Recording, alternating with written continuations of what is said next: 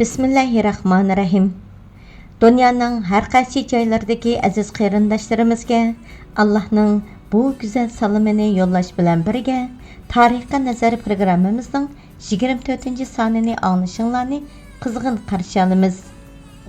Qadrli anglag'uvchilar, biz bugungi sonimizda Tuğan Elixon va Xitoy urushi, Elixonlarning Qaraxonlikqa osiylik qilishi, Qaraxon Yusuf Qidirxon bilan Sultan Mahmud G'aznavining ko'rishganligi, Sharqiy Turkistonda isyon, Ali Tekin Elixonning ikkinchi isyoni qatorliq mazmunlarni huzuringizga sunamiz. Yoqtirib anglashinglarni umid qilamiz. Mikrofon oldida qarindishinglar Qahira Qadiri. Tuğan Elixon va Xitoy urushi. Hicri 408, yani miladi 1018-yili Xitoy ismli Türk qabilasi 100 ming otliq qo'shin bilan Altay tog'larini eshib Sharqiy Turkistonga hujum qildi. İki ögüz, yani hozirgi Altay viloyati va Emil qatorliq joylarni ishg'ol qilib Iliga qarab ilgirlab Ili daryosi bo'yiga yaqinlashdi. Tuğan Elixon u kunlarda qattiq kasal bo'lganlikdan Xitoylarning oldini to'sish uchun yo'llagan askarlarning mag'lubiyatini anglab, ko'p g'amkin bo'lgan va Xudoga yig'lab o'ziga shifo tilagan.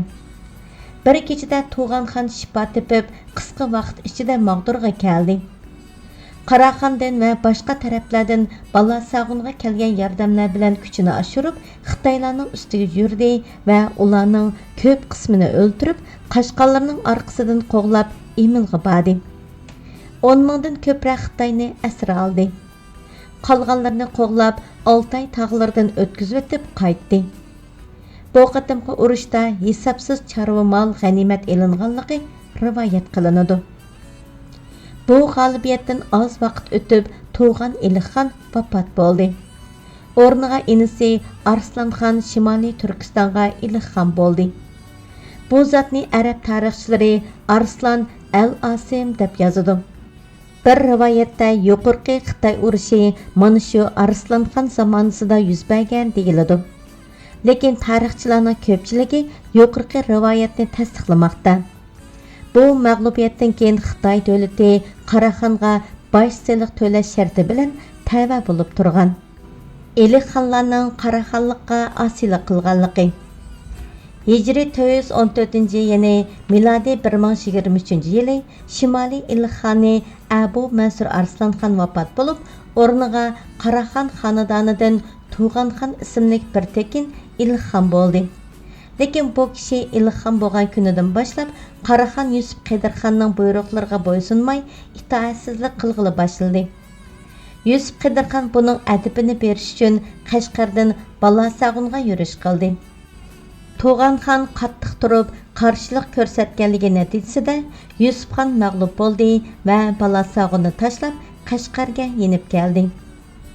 G'arb Elixoni Ali Elixon Yusuf Qidirxonning mag'lub bo'lganligini ko'rib, Yusuf Qidirxonni yiqitib, o'rniga Qaraxon bo'lish xiyoliga tushdi va Junt viloyatidagi Saljuq qabilasining boshlig'i Arslan Yabg'u bilan birlashib, Qaraxon Yusuf Qidirxonga qarshi isyon ko'tardi. Yusuf Qidirxon uni jazolamoq uchun askar yo'llagan bo'lsa-mu, bu askarlar mag'lub bo'lib qaytib keldi. Qaraxon Yusuf Qidirxon bilan Sultan Mahmud G'aznavining ko'rishganligi. Ali Elixon Qashqardan keyin Sultan Mahmud va Yusuf Qidirxon Samarqandga kelib ko'rishishga qaror qilishdi. Sultan Mahmud Samarqandga burunroq keldi. Yusuf Qidirxon Hicri 416, yani Safar oyining 29-kuni Samarqandga kirdi. Bu ikki büyük shavkatli Türk İslam hükümdarları tarixda misli ko'rilmagan bir dabdabalik murosim bilan ko'rishdi. Tarixchilardan Bayhaqi va Gardizi o'z kitoblarida bu ko'rishishni ta'riflab, murosimning san'atligini, o'zaro taqdim qilishgan sovg'atlarning ko'pligi, nafisligini va necha xazinani to'ldirg'idek qimmat baholiq ekanligini tafsiloti bilan yozgan. Bu tarixiy ko'rishish bir qancha kun davom qildi. Bu jarayonda ikki davlat hukmdorlari ikki muhim bitimnomaga qo'l qo'yishdi. Bulardan biri lazım bo'lganda bir-birlariga askariy yordamda bo'lish va qo'llash. Yana birisi Turkiston va Xorason bu ikki davlatning xavfsizligiga tahdid solayotgan Seljuk o'g'illarining kuchini yo'qotish.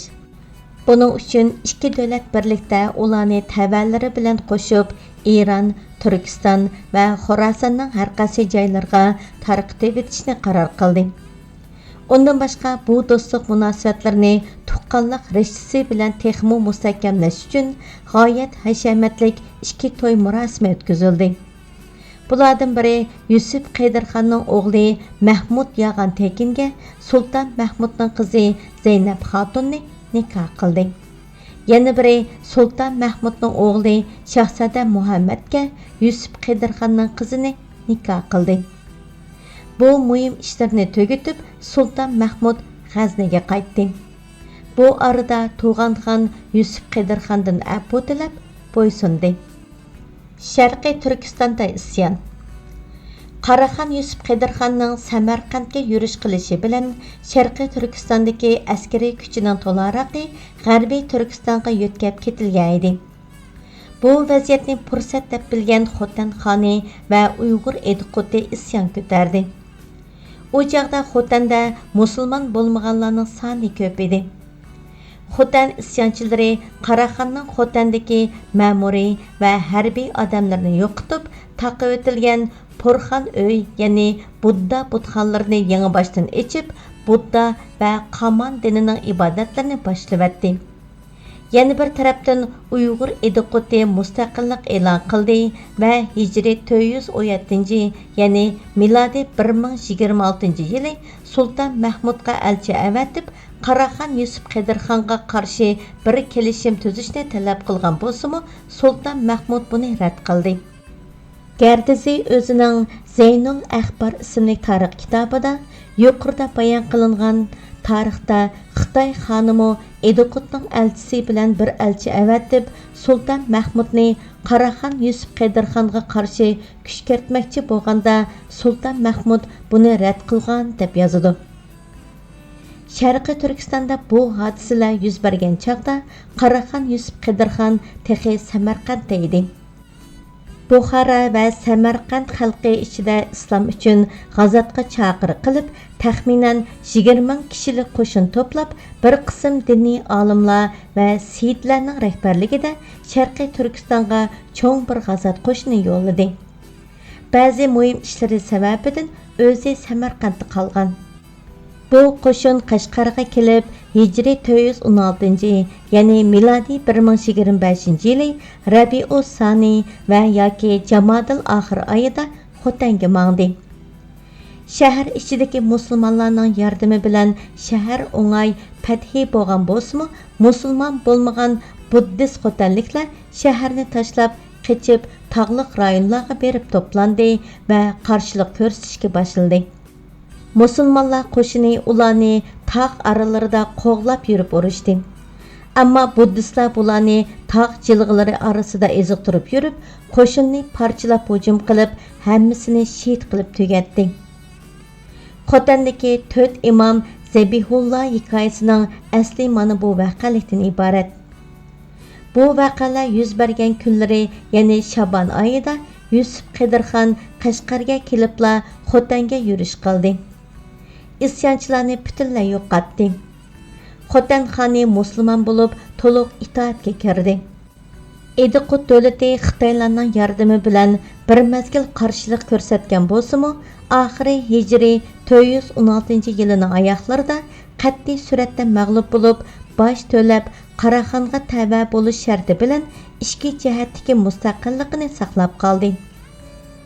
Gardizining Zeynul Axbar degan tarix kitobida Uyg'ur ediquti bilan Xitoy xoni Sultan Mahmudga elchi avatib, Qaraxon Yusuf Qaydarxonga qarshi ittifoq tuzmoqchi bo'lganligi va Sultan Mahmudning buni rad qilganligi haqidagi bayonlari mana shu chaqlarda yuz bergan ahvolni aks ettirdi.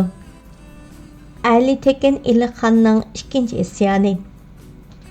Yusuf Qaydarxon Samarqanddan ko'proq askariy kuchini elib, Xotandagi isyonni bosib turish uchun mashg'ul bo'layotgan bir chaqda Ali Tekin buni fursat bilib, Selçuk o'g'illari bilan birlikda kuch to'plab, qo'ldan ketgan iliq xonliqni qo'lga keltirish xiyoliga tushdi. Selçuk o'g'illaridan To'g'rilbek va Chag'ribeklar Ali Tekinning bu taklifini qabul qilmadi. Ammo Selçuk o'g'illarining navrisi Yusufbek o'z tavasi bilan Ali Iliqxon tarafiga o'tdi. Şunun bilan Ali Iliqxon Samarqandga yurish qilib, u yerdagi Iliqxon kuchlarini mag'lub qildi va Samarqand bilan Buxoroni ishg'ol qilib, mustaqil hukmronlik qilg'ili boshladi. Yusuf Qidirxon Ali Iliqxonga qarshi askar yo'llagan bo'lsa-mu, ular mag'lub bo'lib qaytdi. Natijada Ali Iliqxon kundan-kunga kuchlandi. Hijri 416-yilning oyoqlarida Qidirxon o'g'li Mahmud Yag'an Tekinning rahbarligida Sultan Mahmudga elchi avatib, Ali Iliqxon va Yusuf Beklarga qarshi askariy yordam talab qildi. Yag'an Tekin G'aznaga kelguncha Sultan Mahmud Hindistondagi mashhur Somnat jangida g'azot bilan mashg'ul edi. Sultan Mahmud Hindistondan qaytgandan keyin yordamga askar avatishga va'da qildi va Yag'an Tekin qaytib keldi. Yusuf Qidirxonmi u kunlarda Uyg'ur ediqutining isyonini besitirish urushi bilan bo'layotganlikdan Ali Tekinning adabini berish ishini Sultan Mahmudning va'dasiga qarab kechiktirdi. Bu arada Ali Iliqxon bilan Yusufbekning orasi buzilib, Yusufbekni o'ldirdi va qolgan Selçuk o'g'illarini mag'lub qilib Sharqiy Turkistonga haydab Natijada har qatim isyon chiqarganida yordam beradigan Selçuk o'g'illari Ali Iliqxondan ayrilib ketdi va yolg'iz qoldi. Hijri 418, ya'ni milodiy 1027-yilining boshlarida Yusuf Qidirxon o'g'li Yag'an Tekin boshlig'ida zo'r bir qo'shinni Ali Iliqxonning ustiga yo'lladi. Sultan Mahmudmo Abu Bakri Hasri ismli qo'mondonini yordamga avatdi. Buni anglagan Ali Iliqxon qo'rqib ketib, darhol Yusuf Qidirxondan afv tiladi. G'arbiy Iliqxonligining butun shartlariga bo'ysundiganligini bildirib, Qaraxonlik markaziga mangu sodiq qiladiganligiga va'da berdi. Qaraxon Yusuf Qidirxon Ali Iliqxonning bu so'zlarini qabul qilib, Yag'an Tekin va Abu Bakri Hasrini Samarqandga hujum qilmay qaytib kelishga buyurdi. U tarixdan boshlab Ali Iliqxon vafotiga qadar Qaraxonlik markaziga vafodor bo'lib, qat'iy bo'ysunib keldi. Shimol Iliqxoni 2-chi Tug'anxon vafot bo'lgandan keyin Qaraxon bu Iliqxonligini o'ziga bog'lab, o'g'li 2-chi Arslanxonni Shimoliy Iliqxoni qilib tayinlab, uningga sharafiy davla, ya'ni davlatning shon sharafi degan unvonini berdi. Qadrlik anglag'uvchilar, shunday qilib vaqt munosabati bilan bugungi Tarixga nazar programmamizning 24-soni musha daxillashdi. Ko'ngil qo'yib anglag'aninglarga rahmat. Kelak sonda ko'rishaylik. Allohga omonat.